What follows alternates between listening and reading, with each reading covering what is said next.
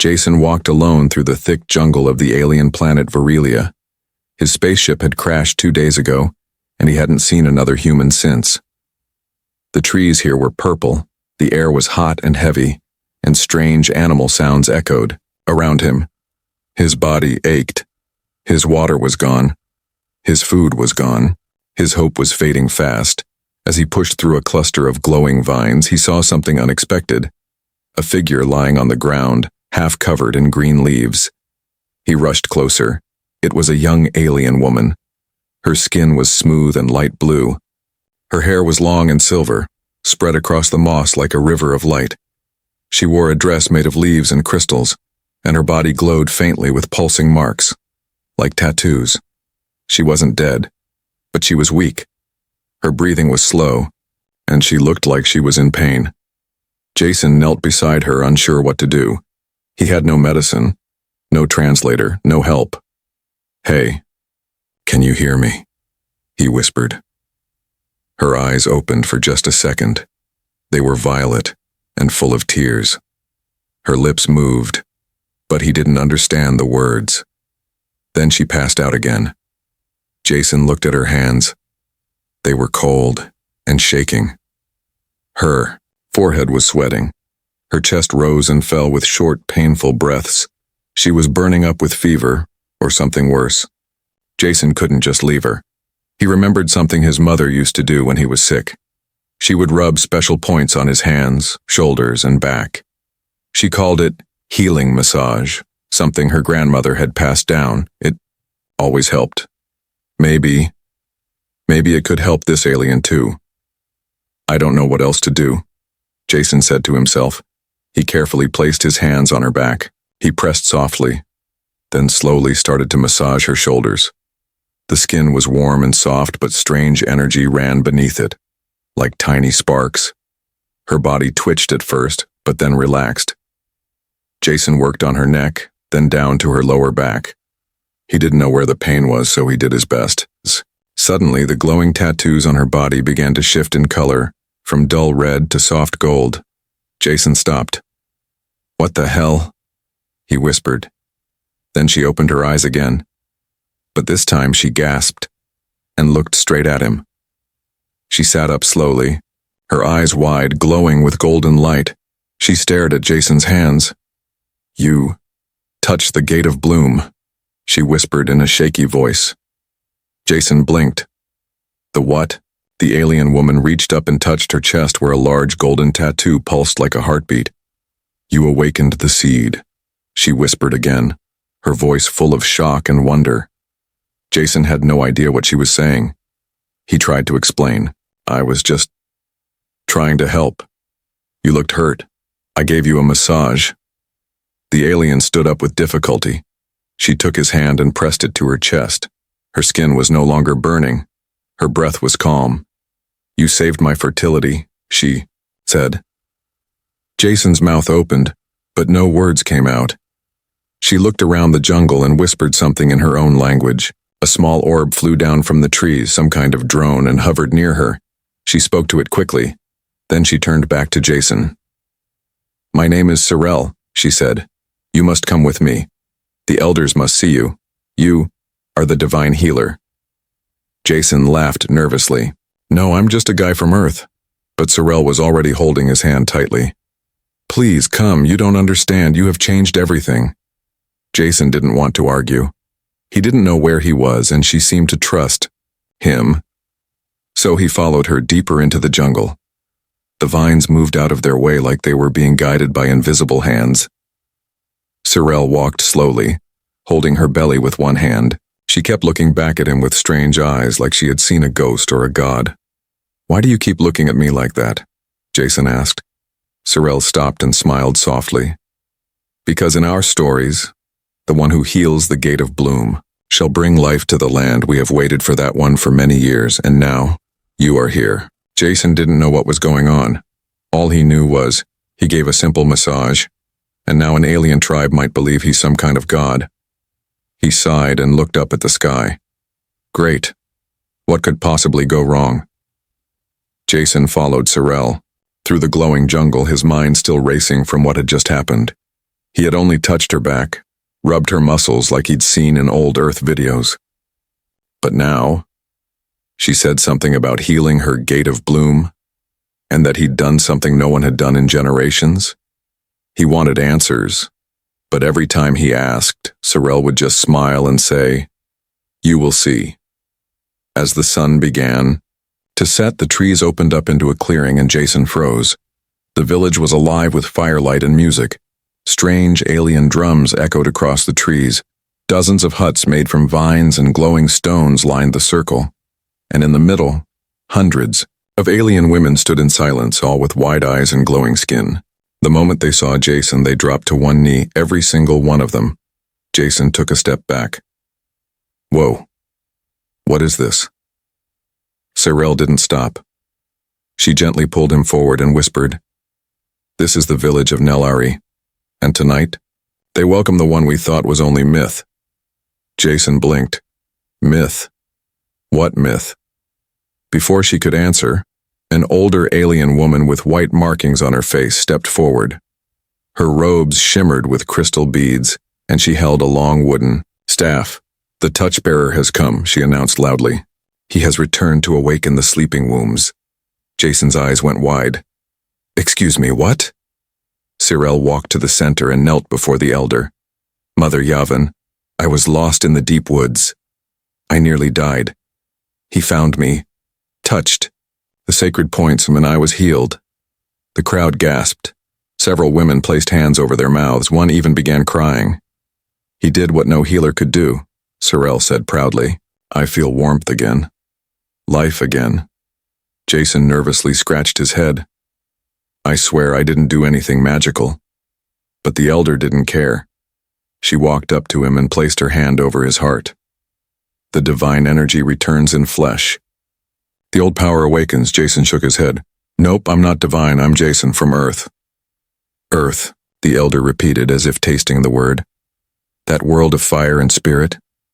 Sorel leaned close and whispered, "They believe your world is where gods come from, a place of strong life." Jason laughed nervously. "I just gave you a massage."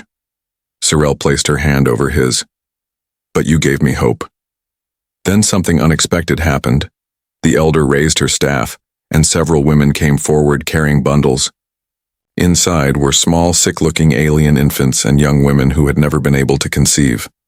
Their faces were full of desperation and silent prayers. Jason backed away. "Wait, are you saying they want me to—" "Yes," the elder said calmly. "You must share your healing. I don't even know what I did." The elder didn't seem worried. She looked around and said, "Let the ritual of renewal begin." Jason was led to a raised platform made of vines and glowing stones. The women formed a circle around him, chanting in a low hum. The first to approach was a young alien girl, no older than 20. Her hands trembled as she laid down before him. Jason looked at her, then at Sorel. "You want me to do the same thing I did to you?" Sorel nodded. "Yes, just your hands, that is all." Jason sighed. "This is the weirdest day of my life." He knelt and placed his hands on the girl's shoulders, pressing gently, repeating the same pattern. She gasped. The golden marks on her skin lit up. By the end of the night, he had done this to 5 more women, and each time, the golden energy returned. Some began weeping in joy. Others called him the Restorer. Sorel leaned toward him. "Now they believe in you." Jason stood up exhausted. "I didn't want to be worshipped. I just wanted to survive." But it was too late. From that moment on, the whole tribe started calling him Valor, which Sorel explained meant the one who awakens life. And far in the shadows, hidden beyond the trees, another figure watched. He wore red war paint and carried a bone staff. His eyes were cold. "This outsider will not take my place," he growled. Jason sat up quickly in his leaf-covered bed, confused. Morning light poured through the woven walls of his hut. The air smelled like flowers and fruit. But something was off. He heard chanting. And it was close. He pushed open the vine curtain at the entrance. What he saw made his heart stop. There were at least 50 alien women kneeling outside his hut in a circle. Some were holding fruit baskets, others held soft robes or crystal jars of glowing liquid. All of them had their heads bowed, their glowing eyes focused on him. Veilur, Veilur, Veilur, they whispered in unison. Jason stepped back. Okay, this is getting creepy. Just then, Sorel walked up behind him, smiling calmly. They waited all night. Some didn't sleep. They believe touching your skin will bring them new life. Jason's eyes widened. They what now? Sorel looked proud. Already 3 of the women you healed show signs of awakening. They feel the life force within them. This hasn't happened in 200 years. Jason ran a hand through his messy hair. I'm not a god. I'm just a guy who survived a crash and knows a little massage. Sorel stepped closer. But your hands do what none of ours can, whether divine or not. They need you. Suddenly, one of the kneeling women stood. She was older, maybe in her late 40s, with deep red eyes and silver tattoos on her cheeks. She spoke in a firm voice. My family line ends with me. Unless Veilur blesses me. Jason backed up. Look, I don't think... She slowly took his hand and pressed it to her belly. The crowd gasped. Jason's skin tingled as her tattoos flickered under his fingers. Jason pulled back. Why do your bodies react like that? I don't understand. Sorel explained softly. Our bodies are bonded to life energy. Only certain beings can awaken it. Until now, only the ancient fertility priests had that gift. But they died long ago. When you touched me, the seed stirred again. Jason sighed. Great. So now I'm a walking pregnancy button. The elder woman placed a crystal necklace around his neck. You are a gift. We don't want to worship you, we want to protect you. Jason looked at the crowd. Young, old, hopeful faces. So many were waiting for something only he could give. And in the background, dark eyes were watching. The jealous High Priest Karoth stood near a stone pillar. His fists were clenched. He had been leader of this tribe for decades, but now a human outsider was being called divine. That night, Jason was invited to the grand fire ceremony. Drums echoed across the jungle. Fruit juice was passed around, and alien women danced under the stars in glowing silk robes. Jason sat beside Sorel on a raised platform, uncomfortable and overwhelmed. Do I have to choose one of them? He whispered. Sorel laughed gently. No, but they all want your blessing. Even a touch from you is seen as holy. He looked around. This is insane. On Earth I could barely get a date. Here I'm a fertility god. Sorel's smile faded a little. But not all here are happy, Jason. Some fear change, and some fear you. Before he could ask more, the drums stopped. Karoth stepped forward. He wore a red robe and golden crown of bones. He raised a hand. This outsider came from the stars, Karoth said loudly. He brings strange power and confusion. Jason tensed. Karoth continued. We welcome help, but we must be careful. What if this is not a gift, but a curse? The crowd murmured. Jason stood. I didn't come to hurt anyone. I just helped someone in pain. If that caused healing, I'm glad. But I didn't ask for worship. Sorel rose beside him. He healed what you could not for years, Karoth. If this is a curse, then why do lifelights now glow where there was only emptiness? The women cheered. But Karoth's face turned dark. This is not over, he muttered under his breath. As the stars twinkled above and the fire burned bright, Jason realized something. He didn't crash on this planet by accident. Something, or someone, had brought him here for a reason. But if he was now a god in their eyes, then what happens when gods are feared more than loved? He had fallen asleep inside his hut, warm and full from the night's feast. The alien beds were soft, the air smelled of sweet vines, and the village had gone quiet under the moon. But now, Jason was wide awake. 4 masked figures stood around his bed, dressed in red robes with bones tied to their belts. One held a glowing knife, pressed gently against his skin. "Do not move," the tallest one whispered in a rough alien accent. Jason froze. His mind screamed with panic, but his body stayed still.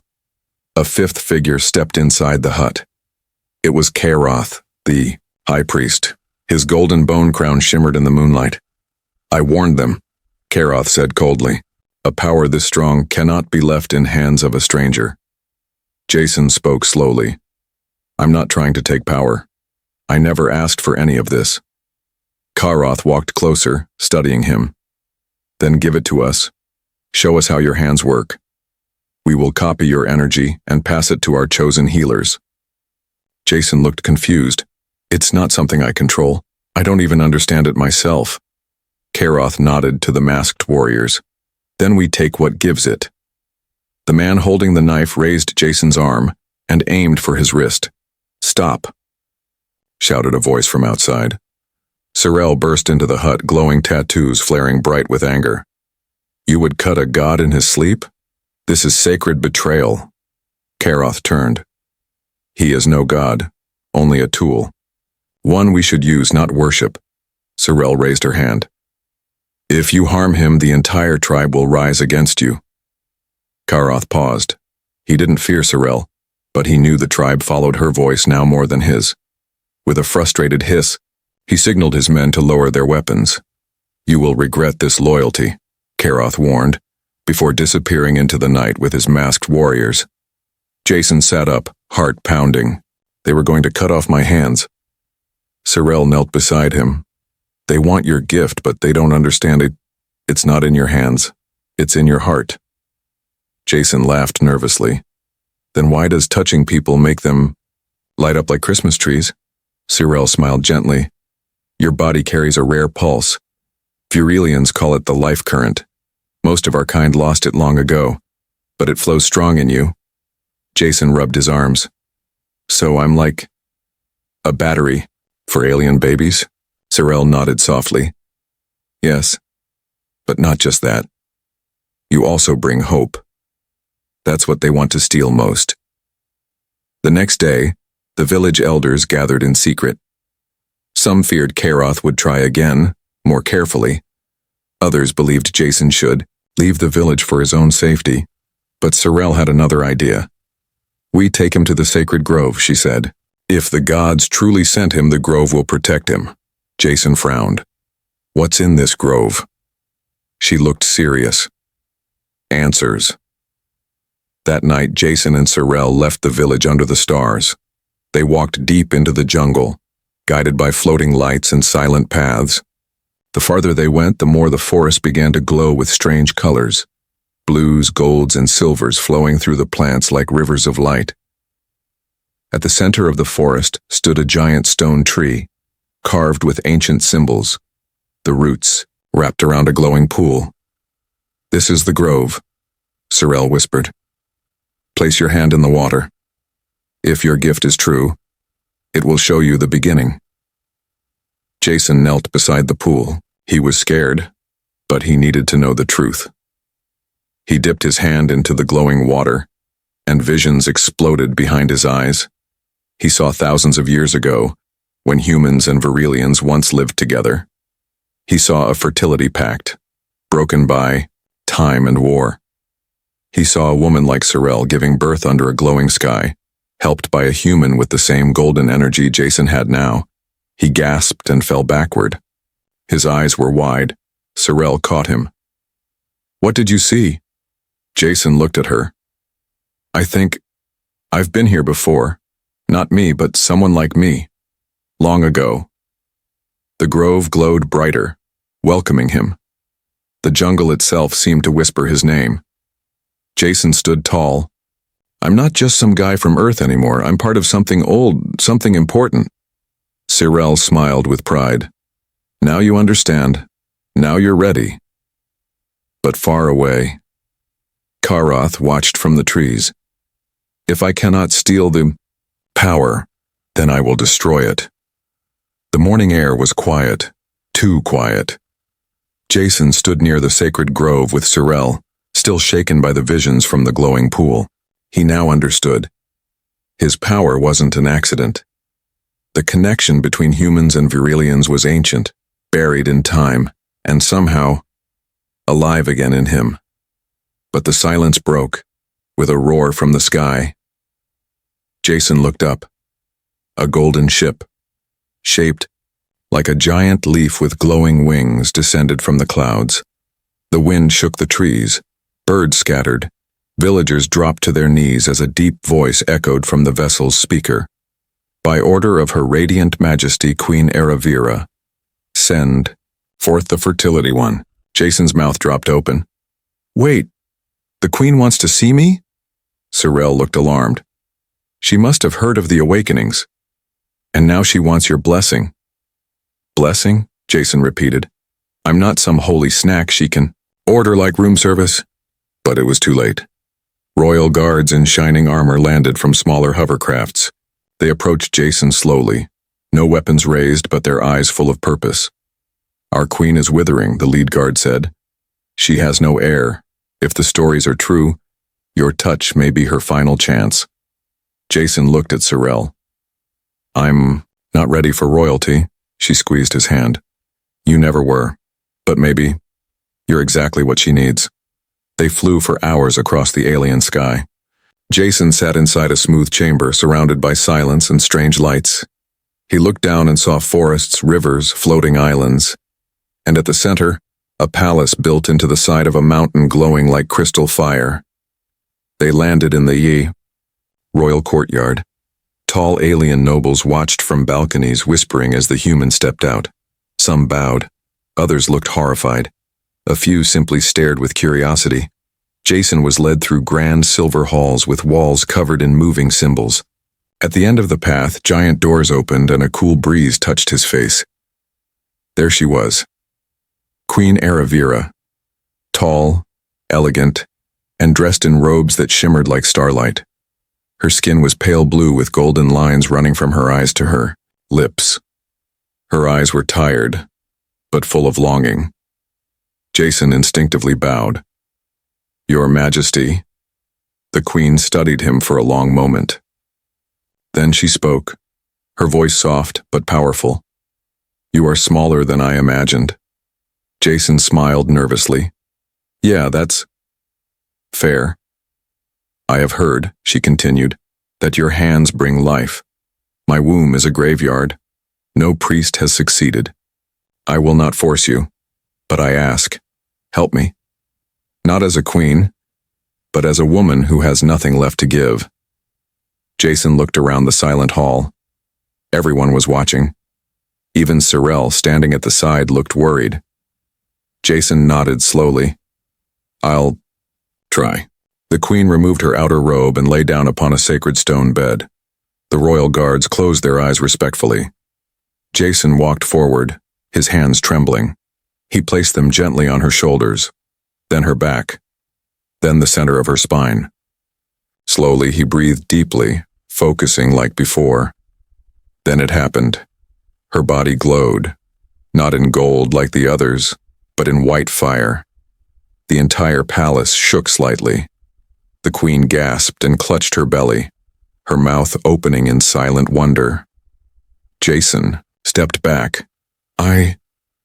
I felt something, she whispered. Something I haven't felt in decades.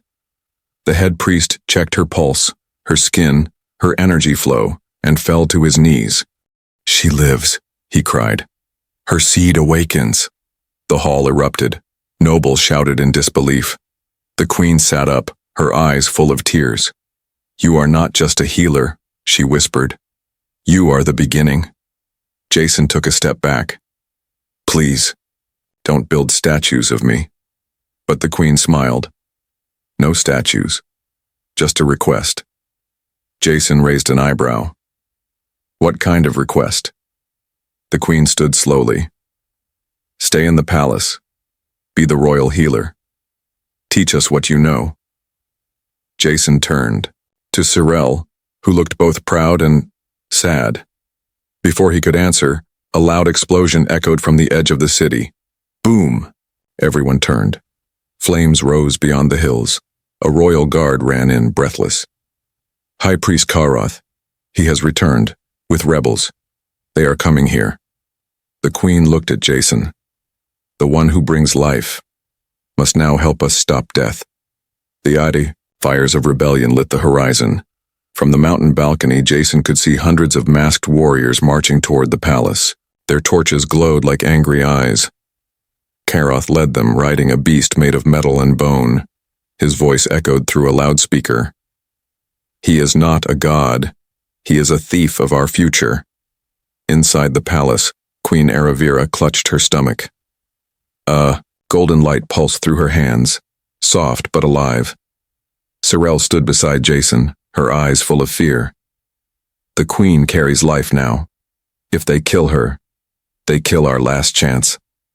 Jason stepped forward. Then they'll have to go through. Sorel grabbed his arm. You are not a warrior. Jason nodded. I'm not. But I'm something else. I'm proof. The Queen touched Jason's shoulder. You don't need to fight with weapons. Fight with truth. Jason looked around the palace. I need a platform, somewhere everyone can hear me. Within minutes he stood on the outer balcony. A glowing microphone was placed before him. The rebels were just a hill away. Arrows were ready. Guards held their breath. Jason spoke. Karoth, he shouted. You think I came here to rule? I didn't. I came here by accident. But maybe the accident was a message. The rebels paused. I didn't take your power. I didn't steal your future. I only did one thing. I helped. A woman was dying and I used my hands, that's all. He looked at the crowd. Your own people came to me, sick, hopeless, forgotten. I didn't choose to be your healer. You chose me by believing in something good. He pointed toward the Queen's chamber. And now, your Queen carries life. That's not war. That's not politics. That's miracle. The wind blew softly. The fires flickered. Karoth stepped forward, his face twisted with rage. Lies, tricks. No outsider can bear the seed of bloom. Suddenly, the palace windows burst with golden light. The Queen stepped out onto the balcony, her hands glowing. Her face calm. She lifted her shirt to reveal her lower belly. The glowing seed mark, dull for decades, now pulsed like a rising sun. Gasps echoed across the mountain. Karoth fell silent. Jason spoke one last time. I didn't come to be your god. I just gave one kind woman a massage, and everything changed. So if that makes me a god, then maybe kindness was your religion all along. One by one, the rebels dropped to their knees. Their torches were thrown down. Their weapons dropped. The war had ended, not with swords, but with hope. Karoth looked around, realizing no one followed him anymore. His power was gone. He screamed and charged forward, but the guards tackled him before he could reach the gates. The people of Virilia cheered. The sky cleared. For the first time in centuries, songs of life returned to the mountains. 1 month later, Jason sat beneath the sacred tree, a baby alien in his arms. Sorel sat beside him, laughing. You're really not going back to Earth, are you? Jason smiled. Where else would I be worshipped and fed mango pudding every morning? Sorel rolled her eyes. They still call you the fertility god. Jason shook his head. I'm not a god. She looked at the glowing child in his arms. You're something more. The Queen soon joined them, her belly rounder, her smile softer. She placed her hand on Jason's shoulder. You gave us back our future, she said, and not with magic, but with care. Jason stood, looking out at the village where alien children now ran, laughter filling the air. I think maybe, he whispered, the universe sent me here. Because I needed healing too. Sorel reached for his hand. Then stay, Jason. Be our healer. Not our god. Just the man who gave us life again. He nodded. And as the golden sun set behind the trees of Virilia, Jason realized, he wasn't just the one they waited for. He was the one they would never forget.